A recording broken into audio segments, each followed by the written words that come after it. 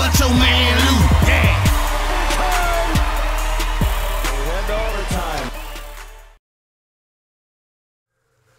Who else could it be but me, your man, Louie T? Welcome to Thursday Night Football Overtime. Texans hosting the Miami Dolphins on Thursday Night Football. These two teams going in opposite directions. Dolphins started the season off 3-0. They're now 4-4 on the season. Meanwhile, Texans started the season in the polar opposite direction. The inverse, 0-3. They've won 5 straight games as they sit atop the AFC South Division. And I told you what a difference a month makes in this league. I talked about that on my podcast. I talked about it on lockdown coverage, how just a couple of weeks make a huge difference. Remember, we were talking about the Atlanta Falcons on Monday Night Football last week. In week 1, Sark was he was still a terrible play caller, and he wasn't meshing well with the Atlanta Falcons and their talent, and they couldn't score in the red zone. And you fast forward, Matt Ryan isn't elite, and this, that, and the third. You fast forward to week 7, Matt Ryan looks like an MVP candidate. They can do no wrong in the red zone. They can do no wrong outside of the red zone. They score, it seems like 30 points every single week.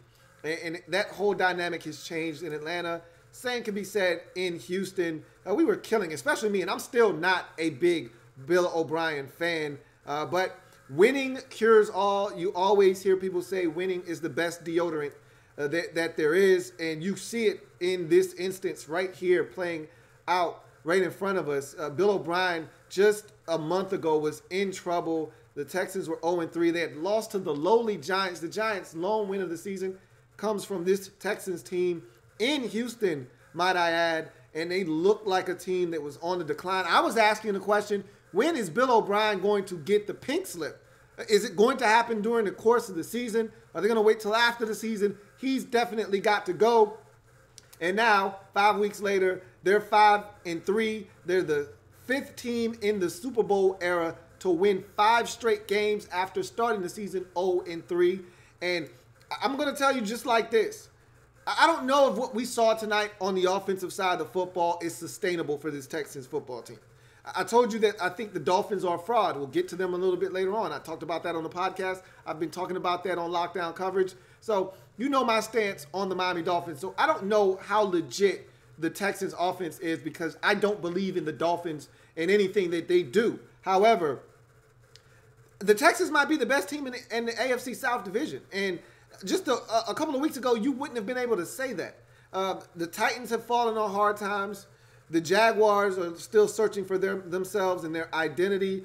And this Texas team seems to have hit their stride. They seem to have figured out where their bread is buttered.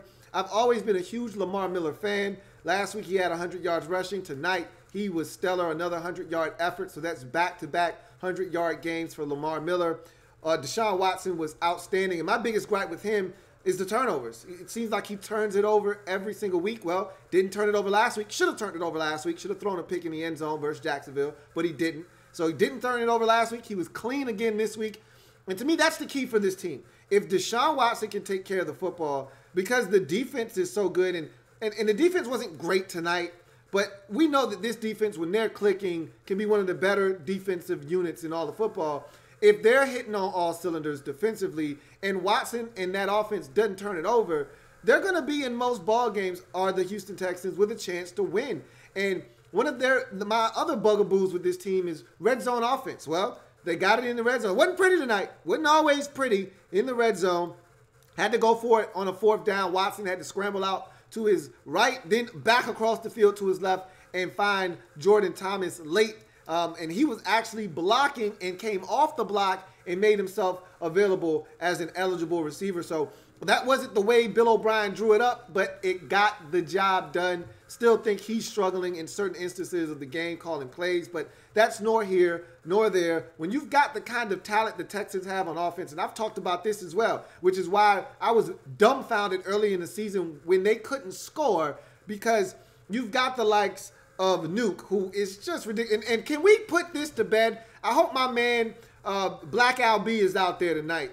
I hope he's out there and I hope he's watching, because every week after we see another Vikings performance and Adam Thielen puts on another performance where he's over 100 yards receiving, he comes up on his Adam Thielen is the best receiver in the league tour and starts talking that nonsense again. Can we put that to bed? Is Nuke not the best receiver in the league? I think I'm officially ready to say this. I love Antonio Brown. I love Julio Jones. They're phenomenal receivers. They're right there. But can we just go ahead and say DeAndre Hopkins is the best receiver in the league? Can we go ahead and make that declaration as a group? Can we make this a thing right now? He's the best receiver in the league. I don't know what your preference is, but I like my receivers big. I like my receivers physical. I like my receivers with great hands. And he has all of those things, and he gets the job done. He may not be the fastest of that group, but he can run fast enough. I'll take Nuke 10 times out of 10, 7 days of the week, twice on Sundays, twice on Thursdays, and twice on Mondays as well. I'm taking him as my #1 receiver in this league. That catch tonight was stupid. And you can't tell me that there's a better set of hands in this league at this moment than DeAndre Hopkins. I won't listen to it. So then you've got Will Fuller the fifth. That guy might be one of the fastest guys in the league when healthy. He banged his knee up again tonight, which has been his biggest issue throughout his career, not being able to stay healthy. But when he's healthy, he is as dangerous a deep threat in this league as there is. And so he's another weapon. There wasn't even a Kiki QT tonight, all right? He wasn't even in the equation with a hamstring, and he's another fast guy that can fly, and they put up 42 without him. So this offense has so many weapons. I still think Jordan Akins is going to be a big weapon for them at the tight end position when he figures some things out. He's a rookie. Same can be said for Jordan Thomas. Those guys are going to be key contributors down the road. You got Lamar Miller in the backfield. Alfred Blue is a nice little change of pace guy that you can throw in there. I still think they're not using Tyler Irvin to his best abilities, but there's so much talent on offense. And then the X factor, Deshaun Watson himself. We saw a nice run with his legs early in the game. We saw him throw it deep to Will Fuller, so he showcased the arm. The guy has the ability. And what I love about Deshaun Watson and what you got to see tonight was he wasn't climbing the pocket to get out and escape and run and use his legs. He's climbing the pocket to look to deliver the football down the field. He's maneuvering his way through the pocket. He's sliding left. He's sliding right. He's sliding up. He's buying more time so that he can throw the football down the field. That's the maturation I was looking for from him, because last year, if he didn't like what he saw on his first or his second read, he took off running. Now he's going through his progressions. That play to Nuke on the sideline for the touchdown, he went through about 2 or 3 different progressions, got to Nuke late because Nuke was wide open way before he threw it to him, got to him on like the 3rd progression, and that was him sliding, maneuvering, and creating more time in the pocket and making that throw. So he is even maturing as a passer. And so when he's not turning it over, when he's using his legs, when he's extending plays, when he's as accurate, the man was 16 of 20, only 4 incompletions on the night.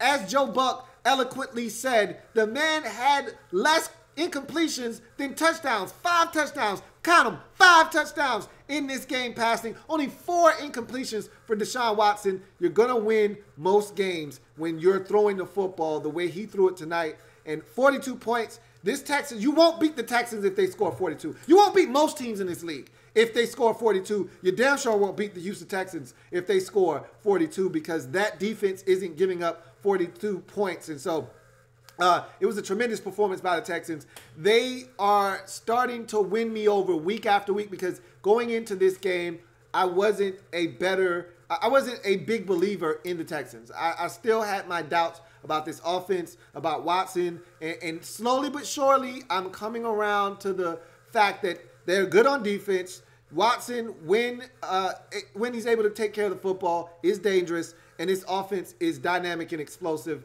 And when they are right and Bill O'Brien isn't getting in the way with his play calling, this team can be extremely dangerous. As for the Dolphins, look, I said the Dolphins were a fraud even after the 3-0 start. I didn't believe in the Dolphins. Never have, never will. You know the Dolphins. We all know the Dolphins. This is what the Dolphins do. They tease us, they tantalize us, and then they show their true colors. They got off to a 3-0 start because of the teams that they played. That's the plain and simple truth. There's nothing else to it. And so they easily could have lost to the Bears, probably should have lost to the Bears. They probably should be 3-5 right now. But luckily enough for them, they got that win, and they're sitting at 500. Look, Brock Osweiler wasn't terrible, but he wasn't great. He missed some throws tonight. Guys made some plays. The biggest takeaway for me in this game is, well, two big takeaways, one on each side of the football. One is that Devontae Parker looked damn good, and if I'm the Dolphins, his trade value will never be higher than it is tonight. Get on the phone and figure out where you can move this guy, because we know Devontae Parker's future does not lie in Miami. I talked about that on my podcast this week, and that should be up sometime later on tonight, if not in the AM. If you're not already following me on Twitter at LTN Pod, I need you to go and do that right now. Not now, like right now. While I'm talking to you, go to Twitter and follow me at LTN Pod, and go ahead, give me that follow so that you'll know when the podcast is being released. And so that should be out, like I said, late tonight, early in the AM, one or the other. It will be up, and I will post about it. But nonetheless, I talked about the Dolphins and Devontae Parker in particular, and that he's not going to be a Dolphin.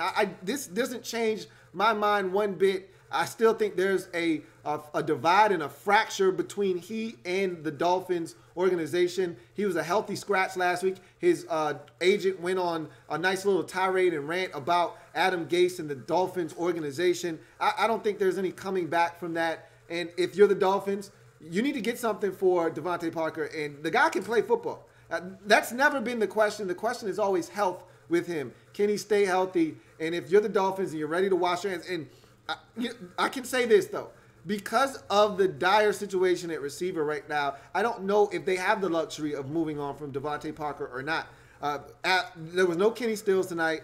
There will be no Albert Wilson moving forward this season. He's been placed on IR with a hip injury. So I don't know if you're in a position to trade Devontae Parker, but I don't think he's a part of the future. So if you're not going to keep this guy on long term, then you need to go ahead and get something for him now and strike while the iron's hot. He hasn't had a better performance in his career than tonight. So everybody was watching. This was on a big stage for everybody to see. You get on the phone, and you played on a Thursday, so that's even better for you because everybody was sitting at home watching this performance. So now you've got an additional 3 days before anybody else is playing to get on the phone and figure out where you can try to maneuver to move this guy and get the most compensation you can get. You spent the first-round pick. You're not going to get a first-round pick back. But if you can get a third or a fourth, I think that's the most you can get is a third. I think the best you're going to do is a fourth for Devontae Parker either way. If you're looking to get some compensation back for him,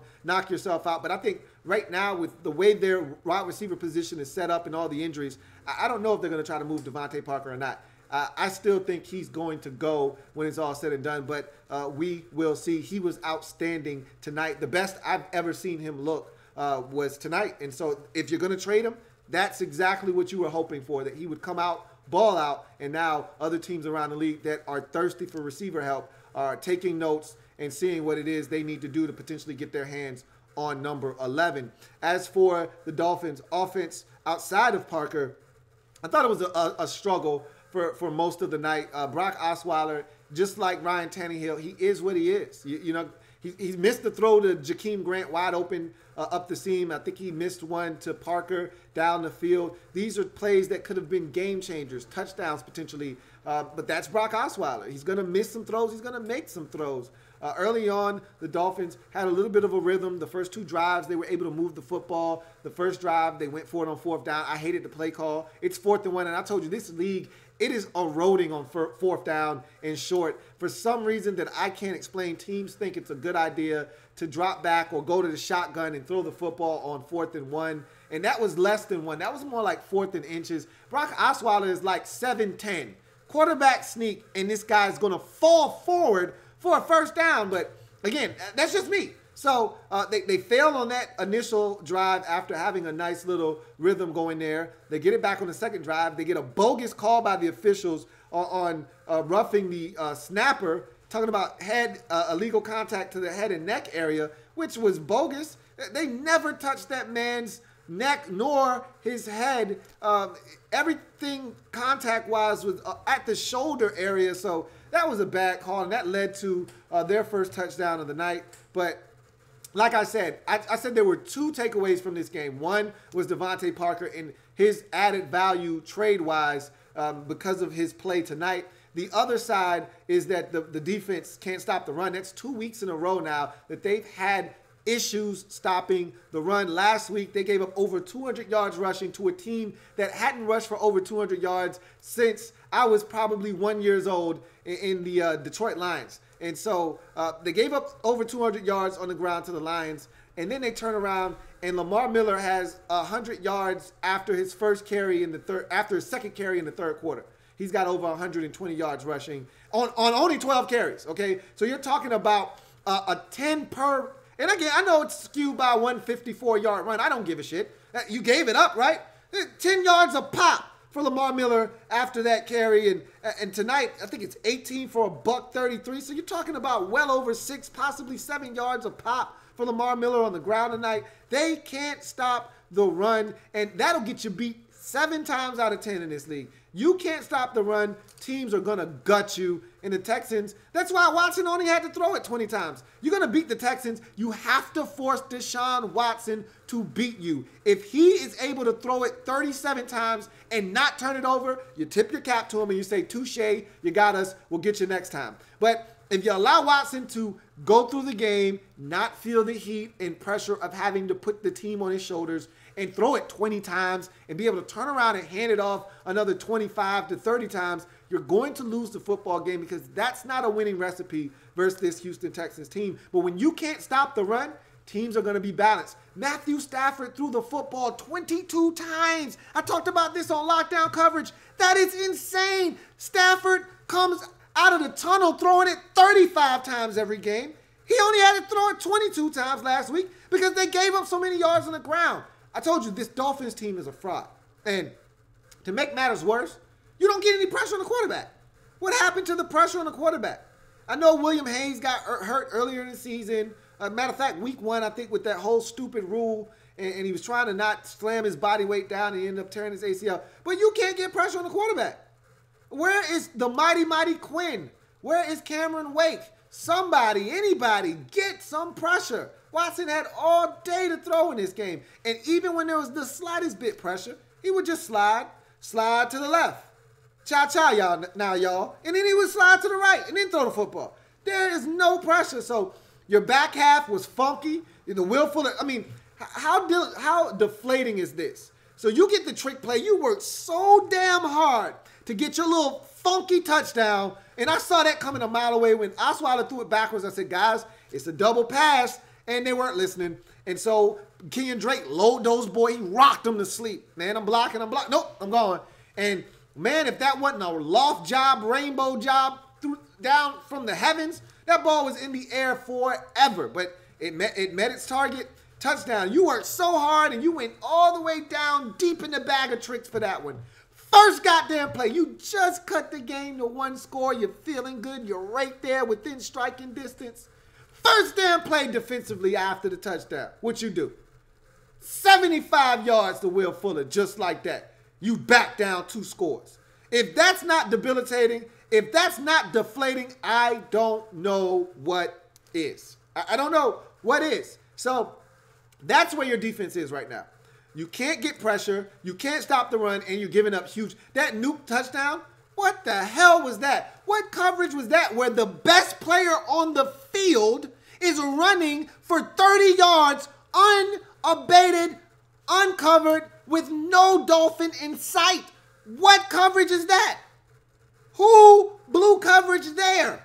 And then after he caught it, he already ran 30 yards with nobody around. He catches it, turns around and runs another 30 yards before a Dolphin player even approaches him.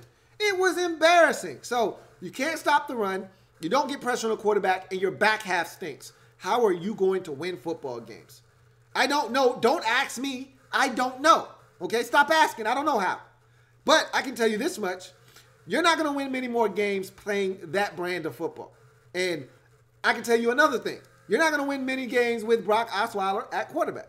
I can tell you another thing. You're not going to win many games at quarterback with Ryan Tannehill if the defense plays like that. So you're going to have to get your act together. You're going to have to play much better. And it starts with your defense. Because, like I said, Brock Osweiler didn't play that bad tonight. You scored 23 points. It probably should have been more along the lines of 19 because you got a freebie on the little illegal contact to the head and neck of a long snapper penalty. But I digress from that. The bottom line is you've got to be better on defense. It starts with defense for the Miami Dolphins. If you're going to give up 30 points, you're going to lose because your offense isn't good enough to score 30 on a weekly basis. Even though you have weapons, and I've said this a million times, Dolphins are one of the most talented teams in the league. However, you still got deficiencies at the quarterback position, among others, that is going to stop you from scoring 34 and 37 points. That's not who you are as a football team, and you know this. In order for you to score 30, you're going to need Jakeem Grant to run back a punt or a kickoff for a touchdown. Like he did in week 1 when you scored 31, I believe you did against the Tennessee Titans. That's the only way you're going to score over 30. You're going to need a defensive touchdown or you're going to need a special teams touchdown. But on the strength of your offense, you're not good enough to score 30 some odd points because your quarterback position isn't good enough. So you're going to have to stop teams from scoring in the high 20s, low 30s, or you're going to lose games. You're going to lose games. Your offense spotted you 17 on the road versus Cincinnati. Your defense gave up 27 unanswered. Now, also, let me put this in proper perspective. Your offense also fumbled the football away. They didn't help matters at all. Matter of fact, they fumbled twice, and they were scooping scores. So I take that back. But I'll say that. I said all that to say this. You're a fraud. Okay? The Dolphins are a fraud, and they're going to come back down to earth like we knew they were going to do. The 3-0 start was cute. But I'm not an Adam Gase fan. You think you can win with a guy like him. I'm not a Bill O'Brien fan, but I think Bill O'Brien has done enough to get this team to buy into what he's selling. I've seen Bill O'Brien take a lot less and get 9 wins out of it. I've seen him squeeze some dry rags and still find a way to fill up a bucket with wins. I don't know how you squeeze a dry rag and still get 9 wins and win your division, but I've seen Bill O'Brien do it on more than one occasion. So if you can do it with some of the teams I've seen him do it with, and this team is uber talented, I assume he'll be able to win 9, 10 games this season, win the AFC South again, and we'll see what happens when they get to the postseason. In any event, let's get to your comments and talk about what we saw tonight. And let's go all the way to the top. And we'll start with RG3 hashtag. He says, Grant got nailed at the end of the game. I hope he's okay because that doesn't look good. He was on the ground for a while. They stopped the game. They had the 10-second runoff because the Dolphins didn't have any more timeouts, but he did take a massive shot, and he's a small guy, so hopefully we saw some big hits tonight. I mean, what about the hit where the Mike Gesicki was spun around? I've never seen a guy do a full 2 spins, 2 revolutions, and then hit the ground. That's a hell of a hit. He's got to stop jumping, too. Troy Aikman has warned him. He's been warned. Hopefully he was listening because that's how you get hurt. Ask Willis McGahee. That's how you get hurt jumping in the air. Okay, that's how you tear some shit up. That's how you break your leg. He's got to stop jumping. But that was a nasty hit. We saw some crazy plays in this game. How about the catch by Parker after Jakeem Grant comes down with it? He's hit by Reed. The ball then bounces off the helmet of the other safety out of Nebraska and into that Natrell Jamerson, and then into the hand, or Wisconsin, and then into the hand, and that's a cornerback, and then into the hands of Devontae Parker, who's another 15 yards down the field. That is crazy. We saw some of the craziest plays. That catch by Nuke, ridiculous. We saw some crazy plays tonight. Angry Birds of Chaos says, the officials, horrible tonight. Both teams got away with things. Hopkins made the craziest catch ever, and it was taken away. But if our offense can play like this and the defense gets healthy, ... I'm with you, bro. And I pretty much said as much. This is a dangerous team. The consistency is what I'm looking for because I know the defense, if they're healthy and they're right, Clowney got injured tonight. Let's hope it's not serious. We know if this defense is right, they're scary. You know, Joseph went down with the injury on special teams, got rolled up on. So, bottom line is, you look at the Texans defensively, they're a dangerous team there. Offensively is where I worry because I think Watson is prone to turnovers, and I think that Bill O'Brien's lack of consistency with his play calling sometimes can be nauseating, and it can cost this team. I mean, you literally were in a one-score game with Buffalo, and if not for a pick six late, that game's going to overtime with Nathan Peterman at quarterback. That's sometimes what will happen with this offense. Hopefully, those types of performances are behind you, and there are more of these in store, except for like week 11 when you play the Redskins. I'm going to need you to go back to that Buffalo Bills offensive performance and not the one we saw tonight, if that's okay with you. Vincent Cole says, so Devontae Parker is getting traded or not? This is a sell high game for him, question mark. Yeah, I talked about that already.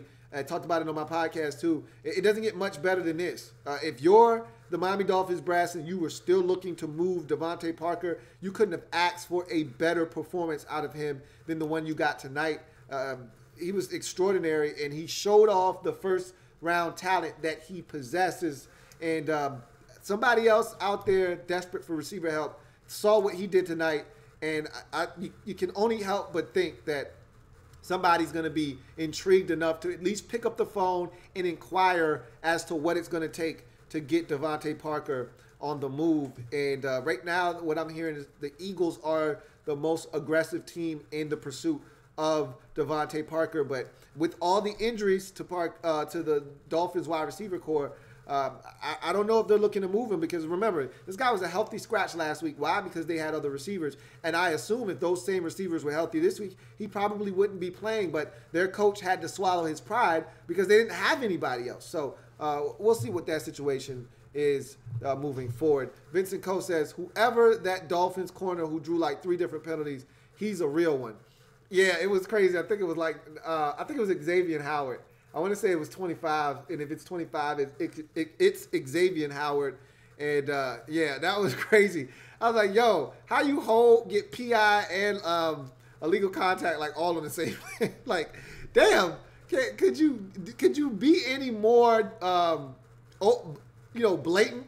Could you be any more obvious to the officials that you are just mugging a guy? Like, damn. It was so bad the official had to throw his damn hat. He ran out of flags. Had to throw his hat. Angry Birds of Chaos says, and this is without Kiki QT. He says he is another weapon in the mix when he is not hurt. And I already said that. So, yeah, definitely. Skins Tribe says, Texans hiding gems. Hey, look, man, when you draft correctly, this is what happens. You know, that's the one thing the Redskins haven't done is draft speed. We've drafted so many skill guys, and none of them have the game-changing speed that the Texans have drafted in Fuller and Kiki QT. I wanted Lamar Miller when he was a free agent and a few years ago to come to Washington, because I really like Lamar Miller. I liked him going back to his days at Miami, and not Miami Dolphins. I'm talking about the University of Miami. So they've got a lot of talent, do the Houston Texans, and you got to see it on full display tonight. Reese says, what up, Lou? How are you? Hope all is well. It is. And likewise, man, hope everything's going well in your neck of the woods. Pepe, the YouTuber, says, DW4 and Nuke were nasty. This was such a great game for my Texans. And you know what's funny? I mocked them at the beginning of the year for all of the headlines they were getting in the offseason about, oh, we got a nickname for our connection, and man, and they go back to the Clemson days. Remember, they overlapped for a year at Clemson, so they have a little bit of history with one another, and they were talking up each other and how this connection was going to be so lethal in the upcoming season, and the season started out so bland for the Texans, and it was a struggle for them to score. And I mocked them earlier about how we had to sit and listen every other day on Bleacher Report. Deshaun Watson and DeAndre Hopkins are going to be a terrible tandem this year, and this is what they're doing in camp and in the offseason. And now you're starting to see it come to fruition. That slant that he caught for a touchdown, that's a throw that you only make to a guy that you trust. 95% of the receivers in this league do not catch that football. That required strength because he was being held. That required strong hands because that was out away from his frame. And if he had pulled that football back into his body, that is going to be chopped away. And that requires great body control to not land awkwardly where the ball squirts out, but to contort your body so that you can protect the football as you go down. All of those things in one package. Like I said, 95% of the receivers in this league don't have the ability to do that. Only a small select few can do the things that DeAndre Hopkins is capable of doing on a football field. And so that combination of Nuke and Watson, it's starting to turn into something really special. And y'all give it up for Mr. Deshaun Watson. Boy, looking real good. That boy good. That boy good. Hey, that boy's good. 5 touchdown passes. Not bad. Not bad at all. Cloud says, Parker had a good game. Also in that division is open as it is. I wouldn't count out the Colts. I was high on the Colts before the season started. I'm not high on the Colts anymore. They got a shot. Like you said, the division's wide open, but I think it's the Texans' division to lose now. I mean, I know the Texans still have some tough games, and the Colts have played a lot of the tough games on their schedule already. But I still think that this is the Texans' division to win, and we'll see what happens. Colts dug themselves such a deep hole. I don't know if they're able to get out of it at this point or not. I got Munson says, I'm really hoping Deontay Foreman can get healthy and team up with Lamar. DeAndre Hopkins has the audacity to embarrass these boys catching the rock with his third arm. It was ridiculous, man. This game was absolutely ridiculous. The man caught the football, the tip of the football, tucked it. This man is doing basketball moves with the football, man. Tucked it under his leg like he was about to do a through the legs dunk or something, man. Like, are you kidding me? Really? One hand through the leg? Trapped it against the back of your quad? Stop. Stop. It's ridiculous, man. Atlas says, hashtag that's that dolphin shit. Amen, brother. You said it, not me. I don't have to say it. I'm going to get a shirt made that says that, you know, and I'm going to start selling them. That's that dolphin shit. Mazer _12 says, so Fuller might have an ACL tear. Not good. Let's hope it's not that. And he said he was good walking off the field, but you know, players, they don't know these things. I mean, Darius Geis told the Redskins players in the locker room that he was good, that he hyperextended his knee. What did he find out the next day? He tore his ACL. So these players don't know. But Fuller has torn his ACL before, so I would like to think he knows what a torn ACL feels like, but you can never be too sure. So let's hope it's not a torn ACL. That would really cripple this Texans team, because I've said this a million times. They're so much better, and their offense is so dynamic with him in the line. It's so different because you can't just key in on Nuke when Will Fuller is in the lineup. You saw what happened tonight. You want to focus in on number 10, then what number is Fuller? Will Fuller will get you. 15 will get you. You can't focus in on one because the other one will hurt you. You take him out of the lineup, and I like Kiki QT, but he's not Will Fuller. He's not that guy. So let's hope it's not that serious. Let's hope it's some kind of, you know, shin or knee bruise or some kind of sprain MCL or something like that. Let's hope it's not a torn ACL. Reese says, Mike Evans will never get the credit he deserves as a great receiver. He's on pace to have the best season of his career, yet no one mentions him among the elite. You're right about that. I'm not discounting Mike Evans.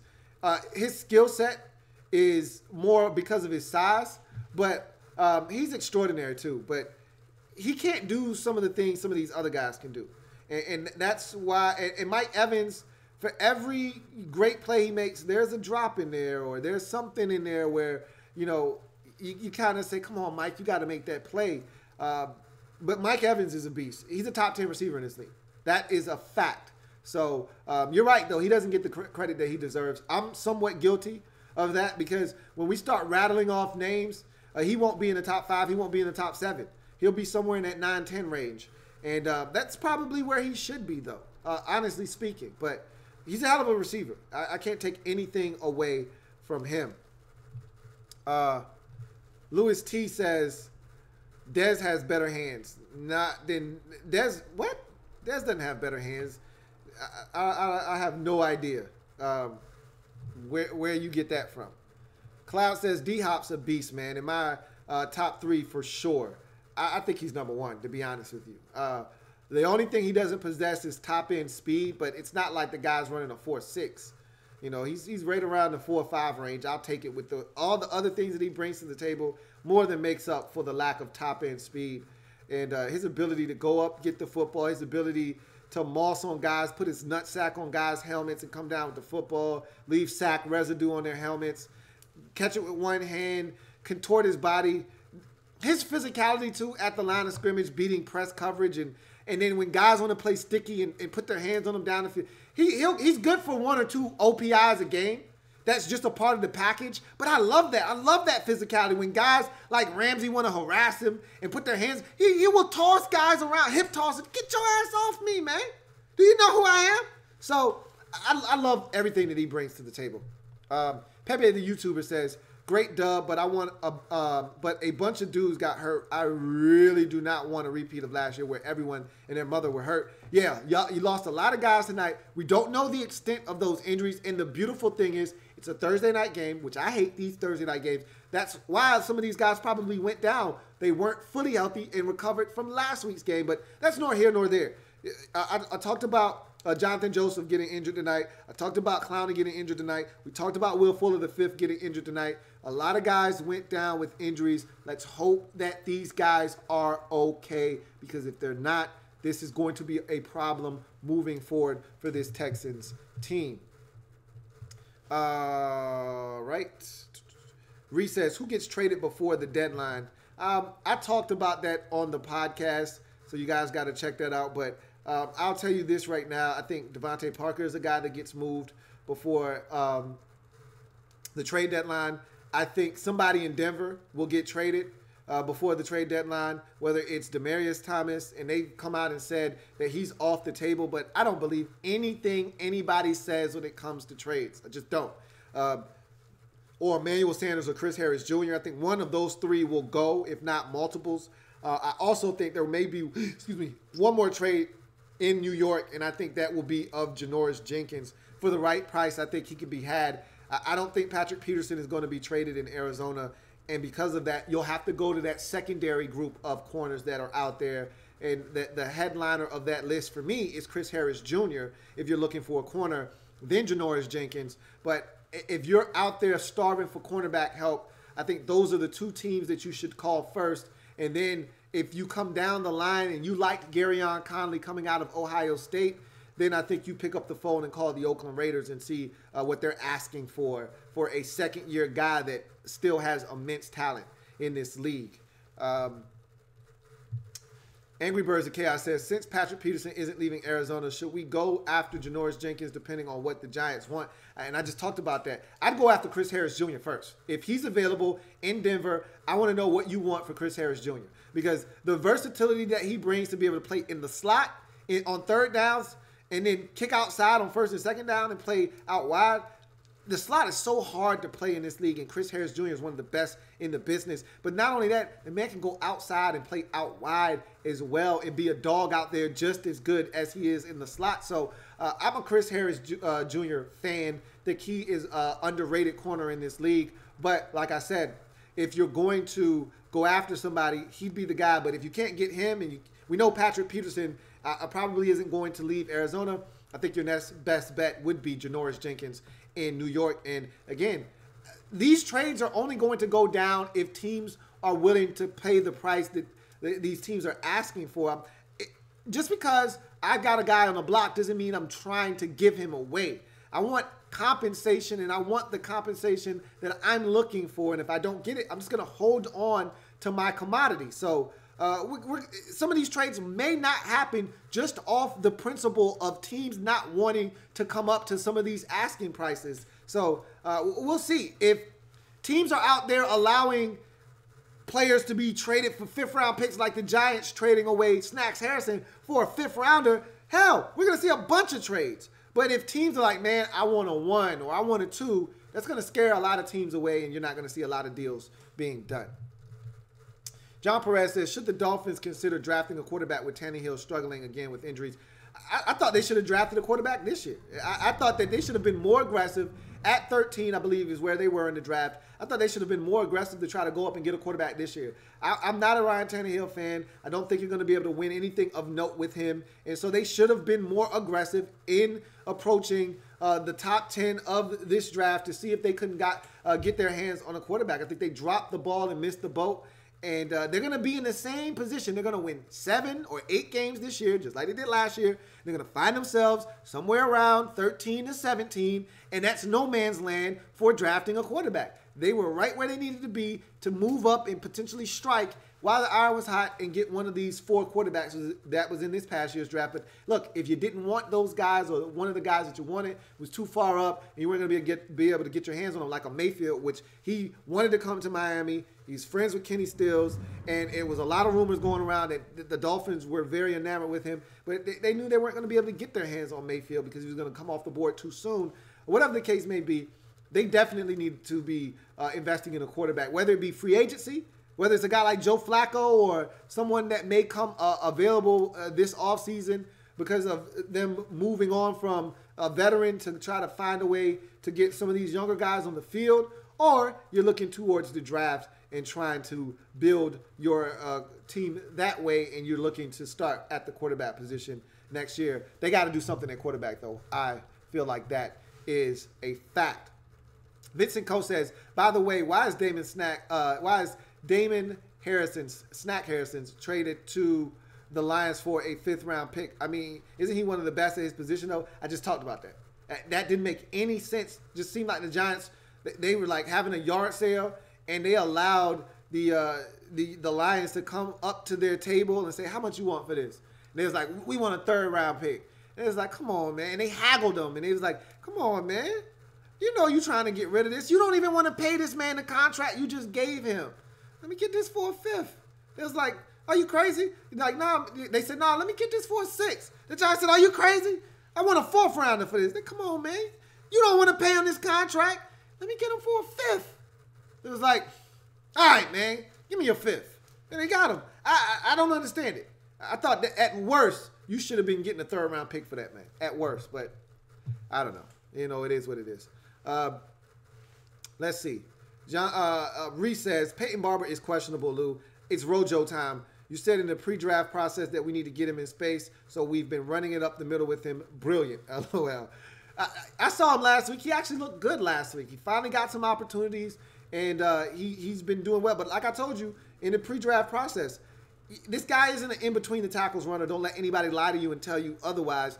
You need to get him out on the edges. You need to get him out in space. That's when he's his most dangerous. And you saw when he got some space last week, he was able to do some damage. That's what the Buccaneers need to start doing with him. John Perez says, D-Hop is a top 5 receiver in this league, plain and simple. I'm saying top 3, and I told you I think he's number 1, honestly. I think there are other guys that may be more talented than him, like a Julio Jones. That package of height, speed, I mean, height, weight, speed, specimen, you don't get a better package all rolled in one than Julio Jones. But D-Hop isn't that far behind, man. He's got the size. He's not 6'4" like Julio. He's 6'2", but he's not running a 4.3 like Julio. He's running probably a 4.5, but everything else is there, man. It's there. But let's see. You got Sean Mack. What's going on, Sean Mack? He says, these NFL officials are absolutely trash can juice this season. It was a terrible call. That cost, and it could have really hurt the Texans. Luckily enough, they scored 42 tonight, and it didn't matter. That call could have really swung this game. And let's talk about another call in this game. That it looked like a tuck, so I knew they were going to go back and call it incomplete. That's a fumble, man.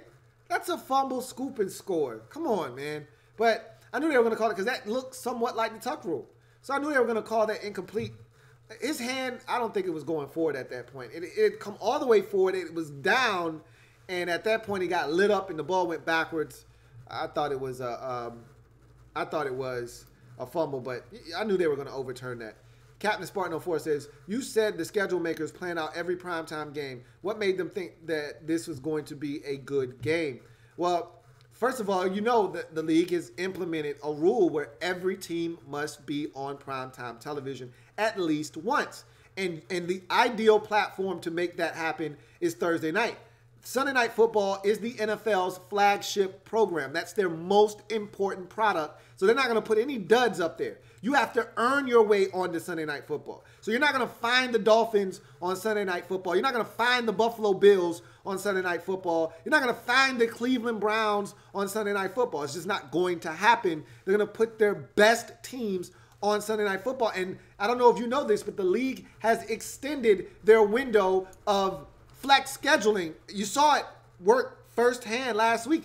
That game with the Bengals and the Chiefs, that wasn't a Sunday night game initially when the schedule came out. They flexed the Chiefs into that spot because of the success of Patrick Mahomes, and that was a good game, and it was in that 425 block, and the game that was supposed to be there originally was trash. So they got rid of that game and moved Kansas City, Cincinnati in there. Remember, it used to be only after week 12 that they could flex games. Now they're flexing games, I think it's after week 6 now. So if you're going to see teams that are less than ideal, you're going to see them on Thursday or Monday Night Football, i.e. the San Francisco 49ers. But again, when their schedule came out, they thought that they were going to have Jimmy G and that they were going to be good this season. But most of the game, like for instance, Jets and Browns, who wanted to see that? It actually turned out to be a really good game, but who wanted to see that? Nobody wanted to see that, but those two teams have to play on primetime television. Why not kill two birds with one stone? So that's what they did. So the Dolphins have to play on primetime television.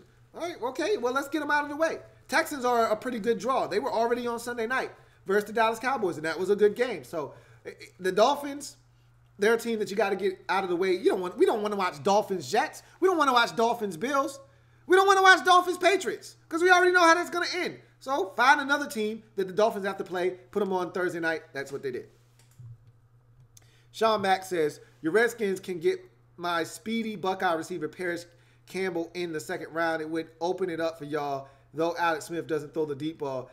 Parrish Campbell is an enigma for me. He's big, he's fast, but he doesn't do enough for me. Like, he's been at Ohio State for 8 years, and yet this guy never is the guy at receiver. He's just a guy at receiver. And every time they get it to him, it's usually in some kind of pedestrian form. Jet sweep, a toss out of the backfield, a wide receiver screen. He isn't running a route tree. He just seems like a very average receiver that can run really fast and is pretty tall. I don't know if I love that or not. And he's not shifty. He's a straight line speed guy. I'd like to get one of these little fast jitterbug type guys that can make people miss out in space. I'd like to get one of those guys. But maybe I need to watch more of Parrish. I was so enamored with him 3 years ago when he first got to Ohio State. I was like, man, this guy looked like he's going to be a beast. And I never saw it from him. Never saw it from him. Yin Yang says, do we pick up Devontae Parker? I don't think the Redskins will. I tell you this much. Somebody asked me this about a week ago. Would I be willing to trade Josh Doctson for Devontae Parker?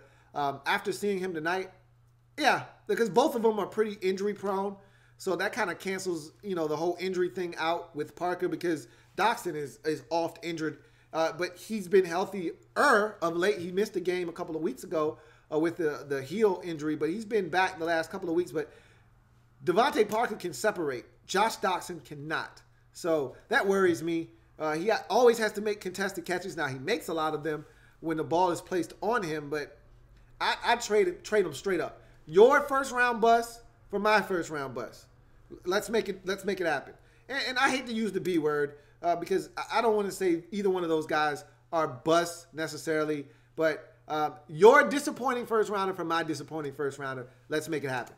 I do that straight up, but I don't see the Redskins making a trade for just about anybody at this point. And remember, the Redskins inquired about Amari Cooper.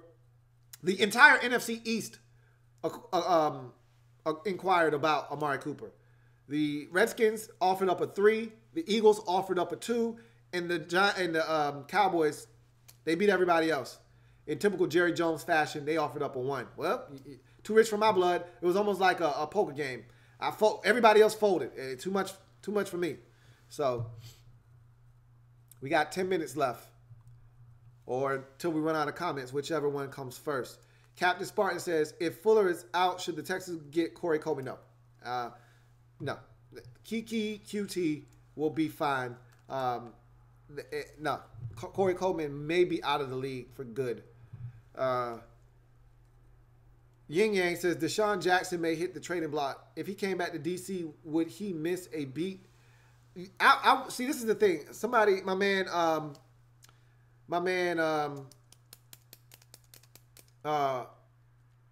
JP, my man John Perez asked me about Deshaun Jackson, and would I mind him coming back to DC? And my response to him was, yeah, I would, because D-Jax is a guy you got to get the football to. I saw that there was a little bit of a disconnect between him and Jameis Winston last week, and at one point in a crucial portion of the game, this man's on the bench. Doesn't have a catch. He's on the sidelines. Was something wrong with him? I don't know. Was he just bitching and pouting because he wasn't getting the rock and they couldn't get on the same page? Maybe. Ultimately, he helped them win that game as he made some plays later in the game. But Jackson is a guy that needs the football. And if he doesn't get it, he starts to bitch and moan. And with the way the Redskins locker room is set up right now, I don't think we need that kind of headache or distraction. Alex Smith isn't utilizing receivers properly. And God forbid he missed Deshaun Jackson wide open a couple of times in a game. All hell might break loose. So although I would love D-Jax to be back in burgundy and gold, I'm good, man. I really don't want this. I told you this team feels different. There aren't any distractions in the locker room. There aren't any guys pointing the finger at other guys. There aren't any divisive forces from within. This is a really good group of guys we got in Washington, and I want it to stay that way. And a guy like Deshaun Jackson may not be the best fit for what we've got going on in the nation's capital right now. Sean Mack says, I'm with you. Thursday night football is bad for the players. Keep NFL football on Sundays and Mondays. It's too lucrative, Sean. I talked about this on my podcast a long time ago. That, yeah, it's terrible. The players hate it. The teams hate it.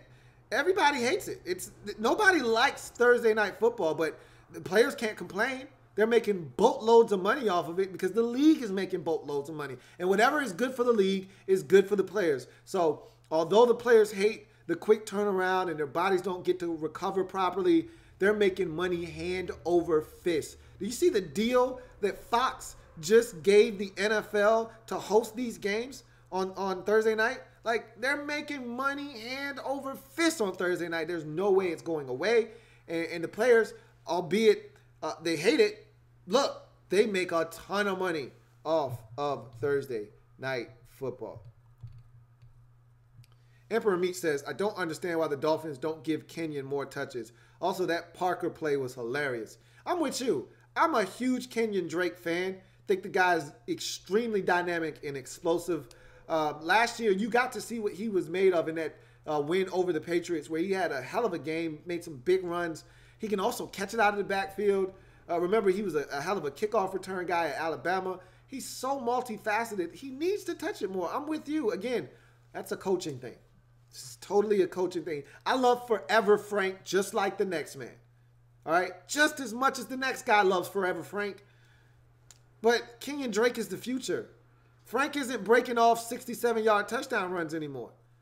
It's not 2012. You want a 67-yard touchdown run or a 65-yard screen to the crib, Kenyon Drake's your man. So, yeah, I'm with you. He needs to touch it more. And, yes, that Parker play was hilarious. Hilarious. I agree. Emperor Meat says the Lions don't have a third. Well, then they wouldn't have Snacks Harrison. It's that simple. Either you give me a third-round pick in 2019 or you give me your 2020 third-round pick. You're not getting Snack Harrisons for anything less than a third. That's just bottom line. So that's how that was going to go down for me. Reese says, I hear Deshaun Jackson trade rumblings. Could you see any validity to this, and what could we get from him? Yeah, after what I saw last week, there was a disconnect.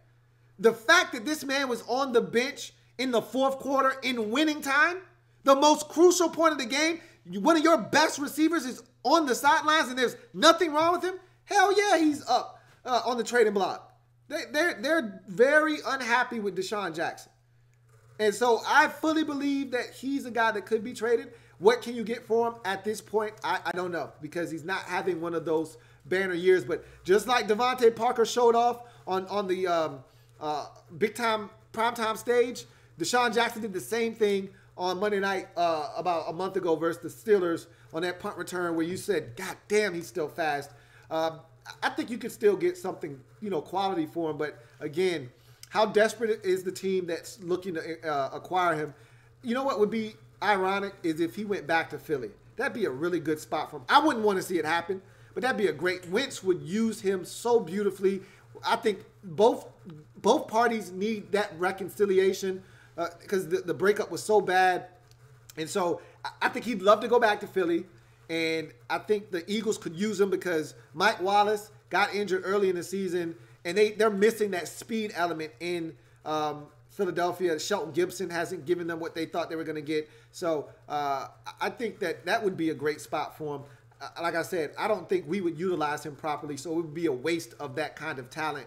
What could you get back for him? I think you'd probably get a mid-round pick, nothing higher than a third, but I think it'd be more realistic to get a fourth or a fifth for Deshaun Jackson at this point. But with his ability to run, you may be able to coax somebody into giving you a third-round pick. I think the highest you'll get is a fourth, however.